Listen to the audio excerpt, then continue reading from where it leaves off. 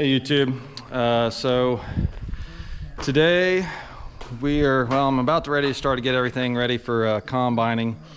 Trying to get a few little projects done before that. Need to get the sprayer all cleaned up, winterized, and getting ready to wash it. I've already flushed the booms and the tanks and everything, got all the chemical out. It's not too bad as far as being too dirty, but had an issue a couple days ago, had a little bit of chem left, and was wanting to try to spray around the pond that we've got, one pond that's really bad for lily pads. Last couple years I've had pretty good luck with just sticking the boom out and kind of going around the sides and killing those things. Well, to my surprise, that waterway leading into one corner of the pond was still pretty soft. I had one tire in the back there, really went down on me. I was able to get it pulled out pretty easily, yeah, so need to wash a little bit of mud off there, make sure we get any residual chem off for the year before we put it up, and then it'll be time to get all the combining stuff out and start getting it ready.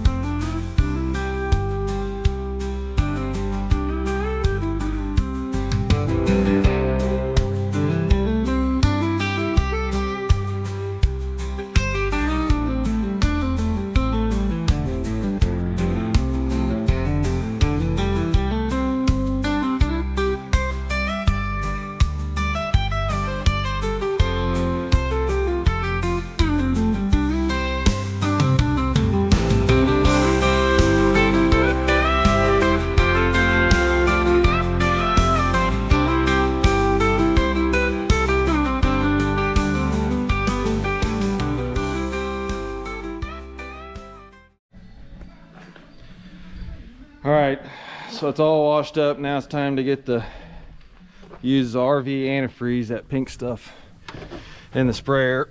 I don't think I've got enough here, so I'm gonna have to probably run to town and get some more.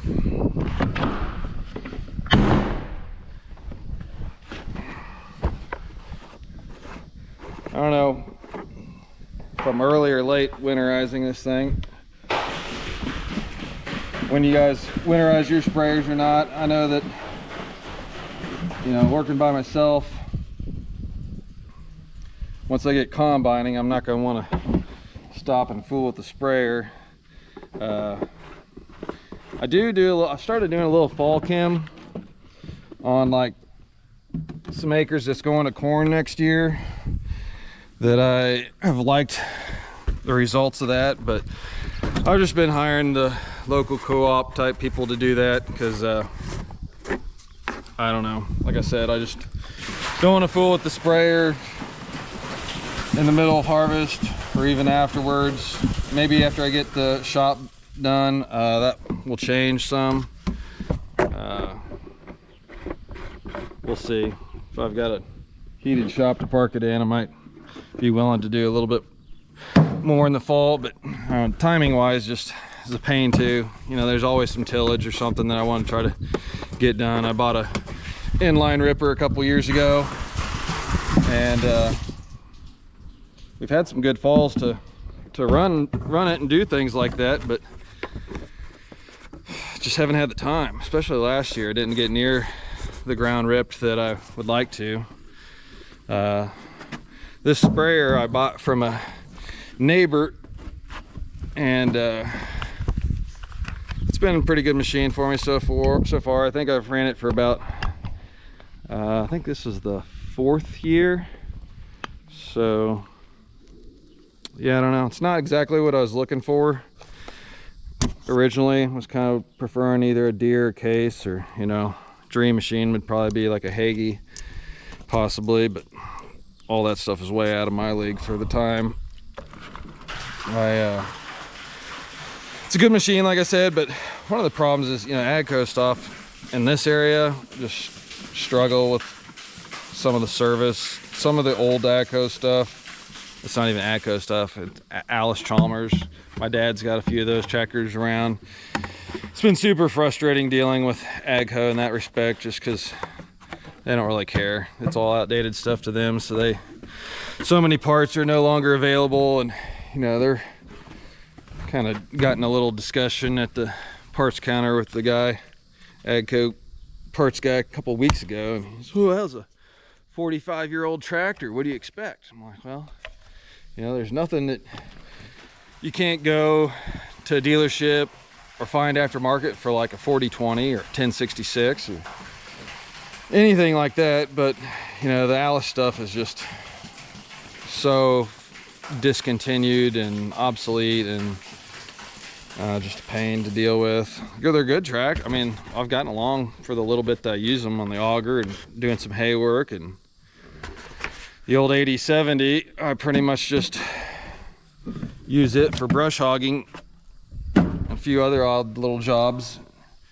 after I got my boxcar Magnum. But so anyway, let's see how much we got in there. Yeah, that's not gonna be enough.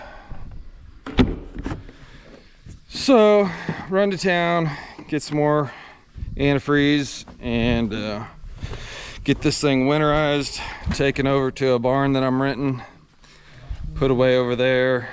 Later this winter, when the shop is done, I'll bring it back to the shop, and there's several little things I want to do on the sprayer, repairs I need to make. So yeah. All right, back from town. Got another 20 gallons of antifreeze. Folding the booms out. Get ready to run the antifreeze through everything.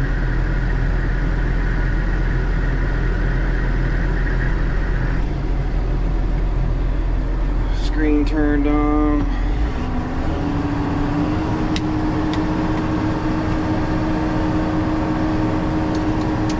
I usually shut off all the sections except for I go through and I do it one at a time.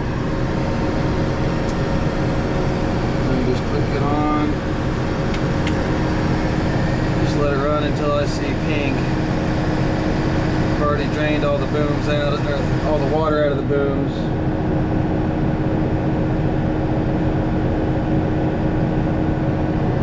It can kind of be hard to tell.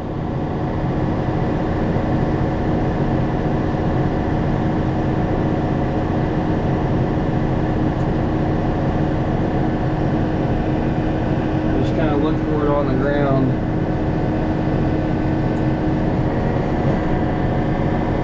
The mist, you sometimes can kind of tell it being pink. I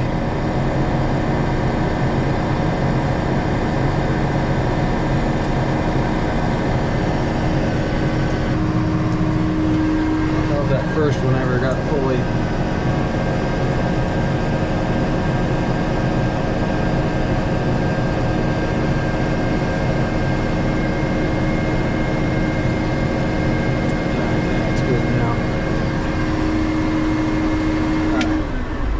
Gotta hop out, walk around, look on the ground, make sure everything got antifreeze through all of the spots, all the different sections.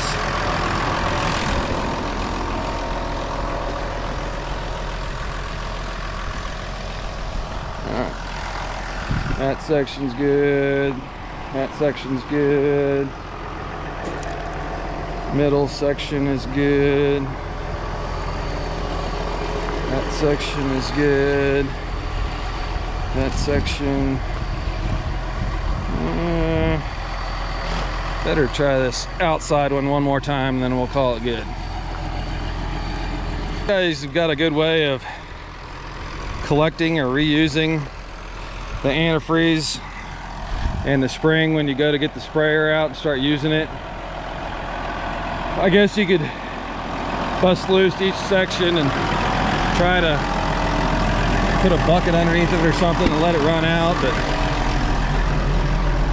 I don't know. If there's any left in the tank, I usually try to collect it, but other than that, I don't know. It's a lot of fooling around for the stuff that's in the booms. Plus, I worry that you get a little bit of water mixed in with it. It's still in certain parts of the sprayer, and it would lower the freeze temperature for it. All right, that section's definitely good.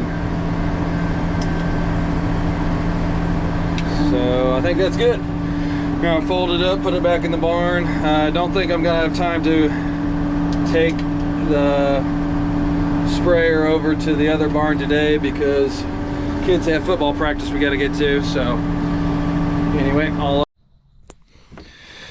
morning YouTube. So big day. Get the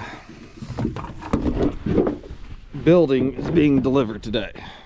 So we got a truck in last night with a lot of the beams, and today we've got some more beams, looks like some tin and siding, and I'm not sure, just the rest of the building. There's a third truck that's supposed to be here later this afternoon with the walk doors and windows and stuff like that. So gonna get him unloaded for now. Concrete guys were out a couple days ago, set up some forms, dug the piers, waiting on the plumber to get back, and then we can get started on putting down concrete and the heated floor.